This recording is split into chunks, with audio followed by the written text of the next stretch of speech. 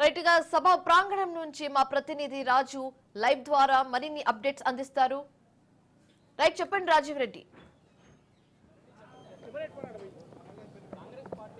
BRS సభలో ఒకటే చెప్తా ఉంది, ఈ ఫార్ములా రేస్ పైన చర్చ పెట్టాలనేది కూడా బీఆర్ఎస్ చెప్తా ఉంది. అయితే ఈ ఫార్ములా రేస్ పైన అసెంబ్లీలో ఎట్లా చర్చ జరుగుతుంది? ఇప్పటికే ఎఫ్ఐఆర్ నమోదైంది. ఎఫ్ఐఆర్ నమోదైన తర్వాత హౌస్లో చర్చ జరిగే సంస్కృతి ఎక్కడా కూడా లేదు అనేది కూడా స్పీకర్ చెప్తా ఉన్నాడు. అంతేకాకుండా కాంగ్రెస్ సభ్యులు కూడా చెప్తా ఉన్నారు. అయితే ఎట్టి పరిస్థితుల్లో కూడా దీనిపైన చర్చ జరగవలసిందే అని ఏకంగా బీఆర్ఎస్ సంబంధించినటువంటి ఎమ్మెల్యేలు వెల్లోకి దూసుకెళ్లారు. అదేవిధంగా స్పీకర్ పైన ఉన్నటువంటి ఆ పేపర్లను కూడా స్పీకర్ పైన విసిరేశారు. అంతేకాకుండా ఎట్టి పరిస్థితుల్లో కూడా ఈ ఫార్ములా కార్ రేస్ పైన చర్చ జరగాలి. ఎందుకంటే ఎట్టి పరిస్థితుల్లో ఇందులో అవినీతి జరగలేదు, కాంగ్రెస్ కక్షపూరితంగా వ్యవహరిస్తుంది, అందులో భాగంగానే ఇదంతా జరుగుతుంది అనేది కూడా బీఆర్ఎస్ చెప్తా ఉంది. అయితే ఎఫ్ఐఆర్ అయింది, ఆల్రెడీ గవర్నర్ ఆమోదం పొందింది. గవర్నర్ నుంచి వెళ్ళి సిఎస్ దగ్గరికి వెళ్ళింది, సిఎస్ నుంచి వెళ్ళి ఏసీపీకి వెళ్ళింది, ఏసీపీ తర్వాత అది ఎఫ్ఐఆర్ అయింది. ఈ కేసును ఎఫ్ఐఆర్ అయినటువంటి కేసును ఈ అసెంబ్లీలో మాట్లాడడం ఏంది, దానిపైన చర్చించడం ఏంది, అది అసలు ఎందుకు ఉపయోగపడుతుంది, ప్రజలకు ఉపయోగపడేది కాదు కదా. ప్రజాస్వామ్యబద్ధంగా ఎన్నుకోబడ్డ ప్రజాప్రతినిధులు అసెంబ్లీలో ఉంటారు, చట్టసభల్లో ఎమ్మెల్యేలు, వాళ్ళ నియోజకవర్గ సమస్యలు మాట్లాడాలి, లేకపోతే రాష్ట్రానికి సంబంధించినటువంటి అంశాలు మాట్లాడలే. ఈ కార్ ఫార్ములా రేస్ పైన మాట్లాడితే ఈ లాభం ఏం జరుగుతుంది అనేది కూడా పెద్ద ఎత్తున అసెంబ్లీలో ఒకవైపు కాంగ్రెస్ సభ్యులు కూడా నిలదీస్తూ ఉన్నారు, మరోవైపు బీఆర్ఎస్ ఏమో దీనిపైనే చర్చ జరగాలని పట్టుబడుతుంది. అయితే శ్రీధర్ బాబు శాసనసభ వ్యవహారాల శాఖ మంత్రి కూడా మాట్లాడుతూ అసలు బీఎస్సీ ఎజెండాలో వీళ్ళు ఇవ్వలేదు, బీఎస్సీ ఎజెండాలో 7 అంశాలు ఇచ్చారు, ఆ 7 అంశాలపైన ప్రభుత్వం సానుకూలంగా ఉంది, ఆ 7 అంశాలపైన చర్చ జరుపుతున్నాము. బీఎస్సీ సమావేశంలో చర్చించని అంశాన్ని, డిస్కషన్కి రాని అంశాన్ని ఏ రకంగా చర్చిస్తారు అనేది బీఆర్ఎస్ నేతలే చెప్పాలి, హరీష్ రావు సీనియర్ సభ్యుడిగా ఉన్నారు అనేది కూడా శ్రీధర్ బాబు వాదన కనబడుతుంది. అయితే ఈ భూభారతి చట్టం పైన పెద్ద ఎత్తున డిస్కషన్ జరుగుతుంది హౌస్లో. గతంలో ఉన్నటువంటి ధరణి వల్ల ఎలాంటి లోపాలు జరిగాయి, భూభారతి వల్ల ఎలాంటి లాభం జరగబోతుంది, గతంలో భూ కబ్జాలు ఏ రకంగా చేశారు అంశం పైన పెద్ద ఎత్తున చర్చ జరుగుతుంది. అటు కాంగ్రెస్ నుంచి రెవెన్యూ మంత్రి మాట్లాడారు, ఆ తర్వాత మహేశ్వర్ రెడ్డి మాట్లాడారు. కానీ పదే సభను డిస్టర్బెన్స్ చేసే విధంగా బీఆర్ఎస్ వ్యవహారం ఉంది అనేది కూడా మధ్యలో స్పీకర్ వాదిస్తూ ఉన్నాడు. బీఆర్ఎస్ సభ్యులు మైక్ తీసుకోవాలి, మాట్లాడాలి అనేది కూడా పదే రిక్వెస్ట్ చేసినా కానీ, పదే ఆదేశించినా కానీ వాళ్ళు మాట్లాడలేదు. ఈ కార్ ఫార్ములా రేస్ పైన చర్చ జరగాలి అనే అంశాన్నే పదే పట్టుకున్నారు. దీంతో స్పీకర్ కూడా మా ఛాంబర్కి రావాలి, నేను మీతో మాట్లాడతా, ఇది బీఎస్సీ ఎజెండాలో లేదు కాబట్టి దీనిపైన ఆమోదించేది లేదు, ఈ భూభారతి చర్చ ఏదైతే ఉందో దానిపైనే మాట్లాడాలి అనేది కూడా ముఖ్యంగా ఇటు స్పీకర్ కానీ అటు కాంగ్రెస్ సభ్యులు కానీ చెప్తున్నటువంటి పరిస్థితి కనబడుతుంది. అయితే మొత్తానికి చూసుకున్నట్టయితే ఆటాటుగా జరిగిందని చెప్పుకోవచ్చు. ఉదయం నుంచే నల్ల బ్యాడ్జీలతోని బీఆర్ఎస్ సంబంధించినటువంటి ఎమ్మెల్యేలు అసెంబ్లీలోకి రావడము, ఈ ఫార్ములా కార్ రేస్ పైన చర్చ జరపాలని చెప్పడము, అంతేకాకుండా వెల్లోకి తీసుకెళ్లడము.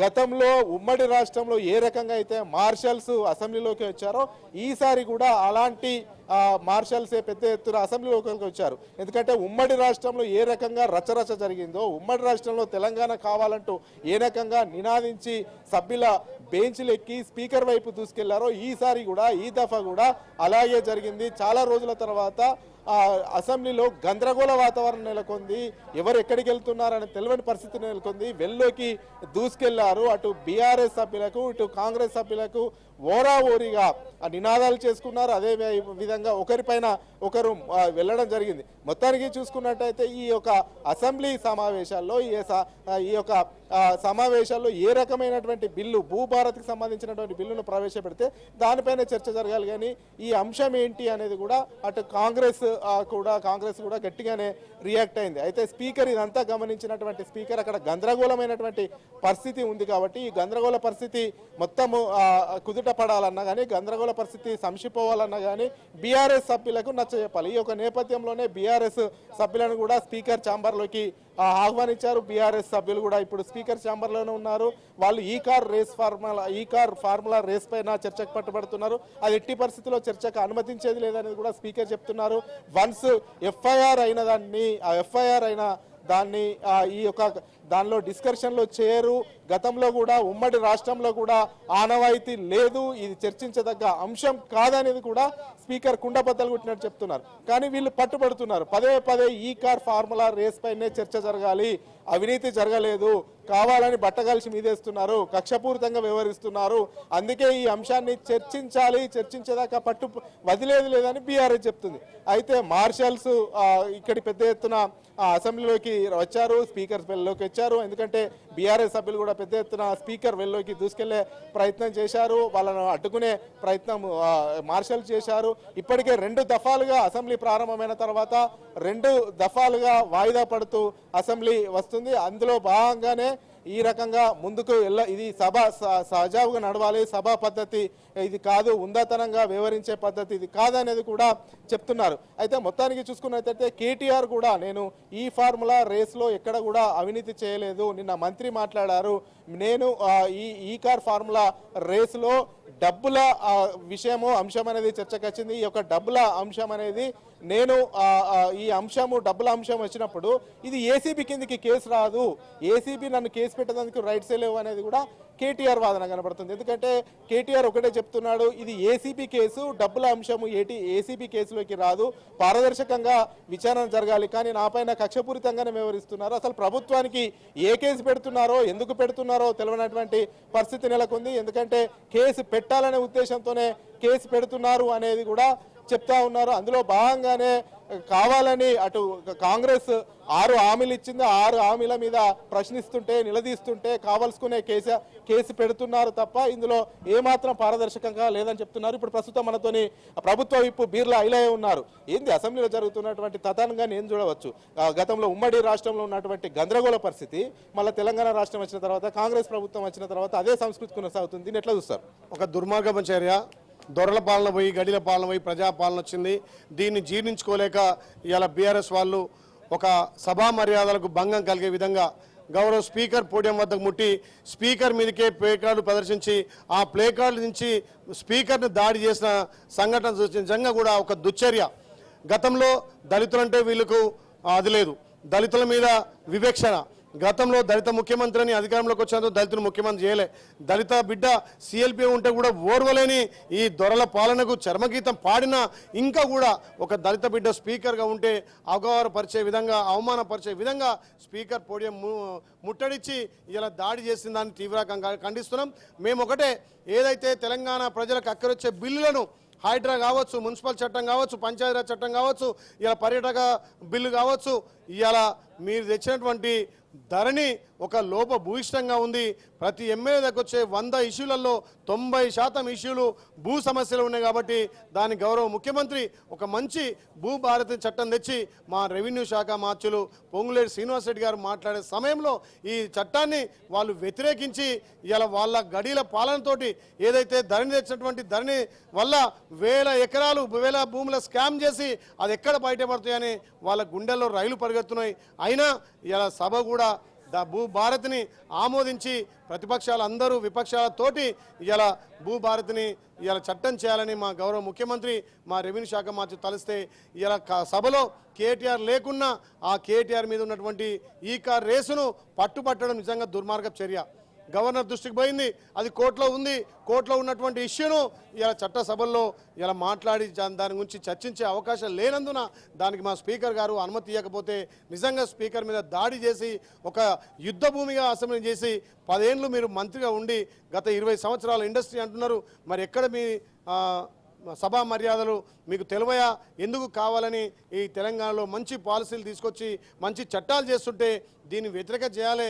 ఇలా గౌరవ ముఖ్యమంత్రి రేవంత్ రెడ్డి గారికి ప్రజాపాలన ద్వారా వస్తున్నటువంటి ఆధారం చూసి ఓర్వలేక ఈ భూభారత్ చట్టాన్ని వ్యతిరేకిస్తున్నటువంటి టీఆర్ఎస్ నాయకులకు ప్రజాక్షేత్రంలో బుద్ధి చెప్తారు ప్రజలు. అంటే ఈ ఫార్ములా రేస్ పైన చర్చ జరిగితే మేము మిగతా బిల్లులకు కూడా సపోర్ట్ చేస్తాము, డిస్కషన్లో కూడా పాల్గొంటామని బీఆర్ఎస్ చెప్తుంది. ఎందుకు జరపట్లేదు?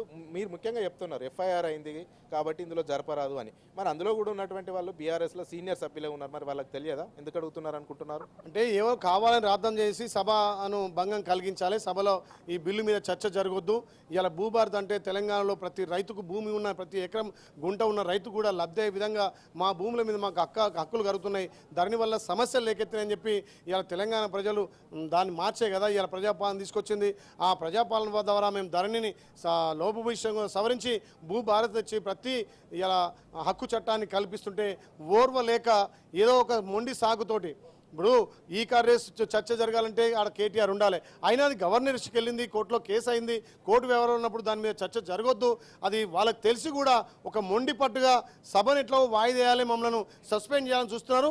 మా సంస్కృతి మీ లెక్క సస్పెండ్ చేసేది కాదు.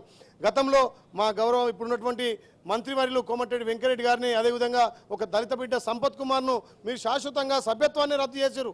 ఆ చరిత్ర మీది. కానీ మా ప్రభుత్వం ప్రజాప్రభుత్వం, మా స్పీకర్ కూడా సహనంతో మీ అందరితోటే ఈ బిల్లును చట్టాలను ఆమోదించబోయాలి, ఈ బిల్లులను సవరణ చేయాలని చెప్పి మేము ఆ రకంగా చేస్తే ఏ రకంగా సభ వాయిదా పడాలి, ఏ రకంగా మిమ్మల్ని సస్పెండ్ చేయాలని చూస్తూ తప్ప మీ విజ్ఞతగా వదిలేస్తున్నాం. ఇలా ప్రజలకు ఎక్కే చట్టాలు చేసే దేవాలయం అసెంబ్లీ. ఇలా ఒక దేవాలయంలో అసెంబ్లీలో చట్టాలు సవరణ చేసే అధికారం ప్రజలు మనకిచ్చారు. దాన్ని విస్మరించి మీరు ప్రజలిచ్చిన తీర్పును గౌరవించకుండా ప్రతిపక్ష హోదా కనీసం చట్టసభలలో బిల్లులను ఆమోదించే సమయంలో కూడా మీ తీరును తెలంగాణ ప్రజలు గమనిస్తారు. కాబట్టి రేపు ప్రజాక్షేత్రంలో తప్పకుండా ప్రజలు మీకు బుద్ధి చెప్తారు. అంటే ముఖ్యమంత్రి రేవంత్ రెడ్డి ఒక సైకోలాగా వ్యవహరిస్తున్నారు, అందుకే ఈ అన్ని కేసులు పెడుతున్నారు. సైకోలాగా వ్యవహరించి రేవంత్ రెడ్డి దీనికి మూల కారణం అని కూడా బీఆర్ఎస్ ఆరోపణ చేస్తుంది. గతంలో ఒక మాట మాట్లాడితే కేసు పెట్టిన చరిత్ర మీది. ఇలా ధర్నా చౌక్ ఎత్తేసే చరిత్ర మీది. ప్రజాస్వామ్యానికి కూని చేసి మాట్లాడి గొంతెత్తితే కేసులు పెట్టిరు, గొంతెత్తితే గొంతును నొక్కిన చరిత్ర మీది. మా గౌరవ ముఖ్యమంత్రి ప్రజాపాలన ద్వారా ప్రతి ఒక్క సభ్యునికి నిన్న హైడ్రా మీద అసెంబ్లీలో సుమారు 50 మంది సభ్యులు తమ అభిప్రాయం చెప్పారు. అంటే ఒక మంచి చట్టం తెచ్చి ఎవరైతే ప్రభుత్వ భూములు కానీ, ప్రభుత్వ జాగాలు కానీ, చెరువులు కానీ, చిక్కాలు కానీ ఆక్రమించుకుంటే వాళ్ళ గుండెల్లో రైలు పడిగే విధంగా హైడ్రాన్ తీసుకొచ్చి దాని చట్టబద్ధత కల్పించి నిన్న దాని చట్టం చేసినాం. దాని మీద అందరు సభ్యులు హర్షాదర వ్యక్తం చేశారు. ఏం చేసినా తెలంగాణలో గౌరవ ముఖ్యమంత్రి రేవంత్ రెడ్డి గారు ప్రజల కోసం, ప్రజల సంక్షేమం కోసం చేస్తున్న చట్టాలు, మంచి పనులు తెలంగాణలో ఉన్నటువంటి ప్రజల నుంచి ఆదరణ వస్తున్నదాన్ని చూసి ఓర్వలేక ప్రతిపక్షాలు ఆ రకంగా దుమ్మెత్తిపోస్తున్నాయి.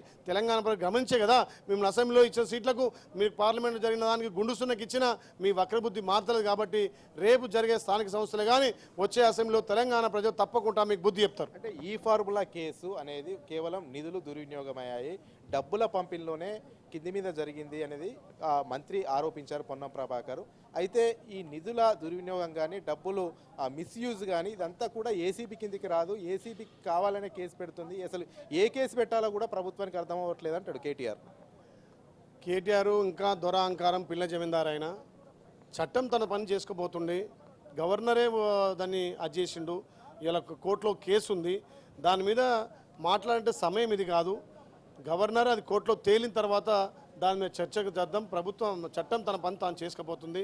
గతంలో మీరు చేసినటువంటి అక్రమ కేసులు కానీ, గతంలో మీరు ప్రజా గొంతుగా నొక్కిరు, మీడియా పాయింట్లు నొక్కేసారు, ఎవరు మాట్లాడిన వాళ్ళ మీద కేసులు పెట్టిరు, ఉన్నదాన్ని వెలుగులోకి చూపించిన వాళ్ళ మీద కూడా, చట్టాల మీద కూడా మీకు వివక్షణ లేదు. కాబట్టి ఇలా ముఖ్యంగా నువ్వు ఇచ్చినటువంటి స్కామ్లో కనీసం మంత్రివర్గ ఆమోదం లేదు. ప్రభుత్వం దగ్గర మంత్రివర్గం ఆమోదం లేకుండా నువ్వు ఆ బిల్లు ఇచ్చినావు, ఆ డబ్బులు అక్కడ డ్రా చేసినావు. కాబట్టి తప్పకుండా చట్టం తన పని తాను చేసుకోబోతుంది. అంటే 6 గ్యారంటీలను అడుగుతున్నా, అడుగడుగున నిలదీస్తున్నా, ముఖ్యమంత్రి నిలదీస్తున్నా, మంత్రులను నిలదీస్తున్నా. అందుకే కేటీఆరే రాష్ట్రంలో హైలైట్ అవుతున్నాడు. కాబట్టి కేటీఆర్ను చూసి ఓర్వలేకనే కక్షపూరితంగా కేసులు పెట్టారనేది బీఆర్ఎస్ పాయింట్. మీరేమంటారు? తెలంగాణ ప్రజలు చూస్తున్నారు. తల్లి సోనియా ఇచ్చిన అభ్యాసం ఒక్కొక్కటిగా 6 గ్యారెంటీలు ఇంప్లిమెంట్ చేసుకోబోతున్నాం. మహిళలకు ఇచ్చే ఉచిత బస్సు కావచ్చు, మహిళలకు ఇచ్చే 500 గ్యాస్ కావచ్చు, పేదోడికి 200 యూనిట్ల ఉచిత విద్యుత్ కావచ్చు. భారతదేశంలో ఏ రాష్ట్రంలో అంత పెద్ద సాహసోపేత నిర్ణయం తీసుకోలే. ఏకకాలంలో 25 లక్షల మందికి 21,000 లక్షల కోట్లతోటి ఏకకాలంలో రుణం చేసినాం. సంక్రాంతి తర్వాత రైతు భరోసా ఇవ్వబోతున్నాం. భూమి లేని నిరుపేద కూడా 2 విడతలుగా 6,000 మా బట్టి విక్రమార్క గారిని మొన్నే ప్రకటించారు. రేపు 28వ తారీఖున భూమి లేని నిరుపేదలకు కూడా 6,000 2 దఫాలుగా సంవత్సరానికి 12,000 ఇస్తామని చెప్పి మాట ఇస్తున్నాం. మేము ఇచ్చినటువంటి హామీలను ఒక్కొక్కటిగా మేము ఇంప్లిమెంట్ చేసుకోబోతాం. సంక్రాంతి తర్వాత ప్రతి రేషన్ కార్డు లేని బిలో ప్రావర్టీ ఉన్న వాళ్ళకు రేషన్ కార్డు ఇవ్వబోతున్నాం. సన్న బియ్యం రేషన్ కార్డులో రేషన్ షాప్లో సన్న బియ్యం అవుతున్నాం. ఇవన్నీ మేము ఇచ్చినటువంటి అభయస్థం 6 గ్యారెంటీలో ఒక్కొక్కటిగా ఇంప్లిమెంట్ చేసుకోతున్నాం. మీరు ఎన్నో తప్పులు చేసి ఎన్నో వేల కోట్ల 7 లక్షల కోట్ల అప్పులు చేసిన ఆ అప్పులకు మేము వడ్డీలు కట్టుకుంటూ మీ అప్పులు తెచ్చుకుంటూ మేము ఇచ్చినటువంటి హామీలను ఒక్కొక్కటిగా తీర్చుకుంటూ వస్తుంటే ఇది చూసి ఓర్వలేక ఏ రకంగా ప్రజలలో ఒక అలజడి సృష్టించాలి, తెలంగాణ ప్రజలను ఒక తప్పుదోవ పట్టేయాలని చెప్పి హరీష్ రావు గారు కేటీఆర్ ఆడుతున్న డ్రామాలు, మీ డ్రామాలు తెలంగాణ ప్రజలు గమనించే కదా ఈ ప్రజాపాలన ప్రభుత్వాన్ని తీసుకొచ్చింది. దీన్ని చూసి ఓర్వలేక మీరు చిల్లర మల్ల రాజకీయాలు చేస్తున్నారు. మీ రాజకీయాలని తెలంగాణ ప్రజలు గమనిస్తున్నారు. అయితే బీజేపీ సభ్యుడు మహేశ్వర్ రెడ్డి మాట్లాడుతూ ఈ చట్టం పైన భూభారతి చట్టం పైన మాట్లాడుతూ ధరణిలో పెద్ద ఎత్తున కుంభకోణం జరిగింది, అవినీతి జరిగింది, కబ్జాలు జరిగినాయని కాంగ్రెస్ ప్రభుత్వం చెప్తుంది. కానీ కాంగ్రెస్ అధికారంలోకి వచ్చి సంవత్సరం అయింది, ఇంతవరకు సిబిఐ విచారణ చేస్తలేదు, ఏ విచారణ కూడా ఆదేశించట్లేదు. ఎందుకని అడుగుతున్నారు? దీనికి మీ సమాధానం? దాంట్లో ఉన్న లోపాలు ఉన్నాయని కదా ధరణి బంగాళాఖాతం లేచి భూభారతి తెచ్చడం. ఈ భూభారతి చట్టంగా తయారై ఏదైతే ఎవరైతే ఆక్రమార్కులు ఉన్నారో, ఏదైతే భూ కబ్జాకాలు ఉన్నారో వాళ్ళందరినీ కూడా తప్పకుండా శిక్షిస్తాం. ప్రజాక్షేత్రంలో అదేవిధంగా కోర్టులు ఉన్నాయి శిక్షించడానికి, చట్టం ఉంది. ఏ రకంగా దాన్ని వివరించాలనో మా ప్రభుత్వానికి తెలుసు. ఎవరైతే ప్రభుత్వ భూములు కానీ పేదోళ్ళ భూములు కొల్లగొట్టి ఏదైతే కబ్జా కాలం తీసేసిన వాళ్లకు ఆ భూములన్నీ అన్యాకృతమైన వాటిని రక్షించడం కోసమే భూభారతి తెచ్చడం. ఈ భూభారతి ద్వారా ప్రతి రైతుకు ఎకరం ఉన్నా, అర్ధెకరం ఉన్నా, గుంట ఉన్నా వాళ్ళకు చట్టబద్ధత కలిగి వాళ్ళకు ఒక భూ కార్డు ద్వారా వాళ్ళకు హక్కులు కల్పించడానికి చేసినటువంటి చట్టంగా ఈ ఫార్ములా కేసు సక్రమమా అక్రమమా ప్రజల్లోకి ఎలా తీసుకెళ్తారు? మీరేమో సక్రమం అంటున్నారు, వాళ్ళేమో అక్రమం అంటున్నారు. ప్రజల్లోకి ఏ విధంగా ముందుకెళ్తారు? ప్రజల్లోకి ఎట్లా తీసుకెళ్తారు ఈ అంశాన్ని? తప్పకుండా చట్టం ఉంది, న్యాయమే గెలుస్తుంది. తప్పకుండా వాళ్ళు ప్రభుత్వం అడ్డు పెట్టుకొని వాళ్ళ న్యాయాన్ని అడ్డం పెట్టుకొని చేసినటువంటి అక్రమాలన్నీ కూడా ఒక్కొక్కటిగా బయటపడుతున్నాయి. నిన్ననే ఔటర్ మీద కూడా మా ముఖ్యమంత్రి గారు ఇలా ఎంక్వైరీకి ఆదేశించడం జరిగింది. వాళ్ళు 10 ఏళ్లలో చేసినటువంటి అక్రమాలను వెలికితీసి తప్పకుండా ప్రభుత్వ పరంగా రాజ్యాంగ పరంగా ఏదైతే శిక్ష పడతాయో ఆ శిక్షలన్నీ కూడా చట్టం తన పని తాను చేసుకుపోతుంది. కాబట్టి మీ అక్రమాలను బయటికి తీయడానికే ఈ ధరణిని మార్చి భూభారతి పెట్టినాం. అదేవిధంగా మీ ఓఆర్ఆర్ మీద చేసినటువంటి ఔటర్ను మీరు అమ్ముకున్న తీరును కూడా ఇలా ప్రజాక్షేత్రంలో ఎండగట్టడానికే మా గౌరవ ముఖ్యమంత్రి దాని మీద ఎంక్వైరీ కూడా చేయడం జరిగింది. చివరి లాస్ట్, ఎందుకంటే ఇప్పుడు ప్రధాన ప్రతిపక్ష నేత మాజీ ముఖ్యమంత్రి కేసీఆర్ హౌస్కి వస్తలేడు, అసెంబ్లీకి వస్తలేడు అని మీరు పదే ఆరోపణలు చేస్తున్నారు. ఏ సభ్యుడు మాట్లాడినా, ఏ మంత్రి మాట్లాడినా, ముఖ్యమంత్రి మాట్లాడినా అదే అంశం మాట్లాడుతున్నారు. కానీ మీకు కేసీఆర్ సరిపోడు, హరీష్ రావు కేటీఆర్ సరిపోతారు అనేది కూడా బీఆర్ఎస్ అంటుంది. దీన్ని ఎట్లా చూస్తారు? అంటే వీళ్ళు చిల్లర మన రాజకీయాలను చేయడానికి ఎక్కరొస్తారు. తెలంగాణ ప్రజలు ప్రతిపక్ష హోదా ఇచ్చింది ఎందుకు? ఫామ్ హౌస్లో పడుకోమన్నా? మీకు ప్రతిపక్ష హోదా ఇచ్చింది ప్రభుత్వానికి సూచనలు సలహాలు చట్టసభల్లో పాల్గొని మీరు చట్టాలను ఏ రకంగా తయారు చేయాలి. 10 ఏళ్ళు ముఖ్యమంత్రిగా మీకు రాజకీయ అనుభవం ఉంది కాబట్టి ఆ రాజకీయ అనుభవాన్ని ఈ ప్రభుత్వానికి సూచనలు ఇవ్వంటే మీరు ఫామ్ హౌస్లో పండుకొని ఈ చిల్లరగాళ్ళే సరిపోతారంటే ఇవాళ చిల్లరగాళ్ళ విషయాలు చూడండి. స్పీకర్ను గౌరవించరు, ఒక మంత్రులను గౌరవించరు. సభలలో చట్టాలను ఇంప్లిమెంట్ చేయాలంటే చట్టాలను ఆమోదించాలి. ఒక హైడ్రా మీద కానీ, ఒక మున్సిపల్ చట్టం కానీ, ఒక ధరణి మీద కానీ ధరణిని తీసేసి భూభారతి పెడితే దాని మీద చర్చలకు మీరు సిద్ధం లేని వాళ్ళు ఏ రకంగా సరిపోతారు? వీళ్ళంతా చిల్లరగాళ్ళు, చిల్లర మాటలు, చిల్లర చేస్తారు.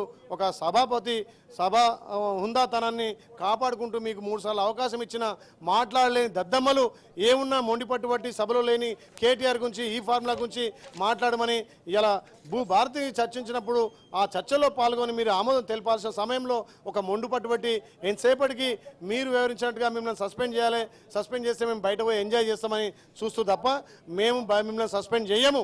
మీరు అఘోర పెట్టిన ఏది కేరింతలు పెట్టినా మీ మధ్యలోనే మీ సమక్షంలోనే మీ ఆమోదంతో భూభారతి కానీ చట్టాలన్నీ ఆమోదింపజేస్తాం. Thank you.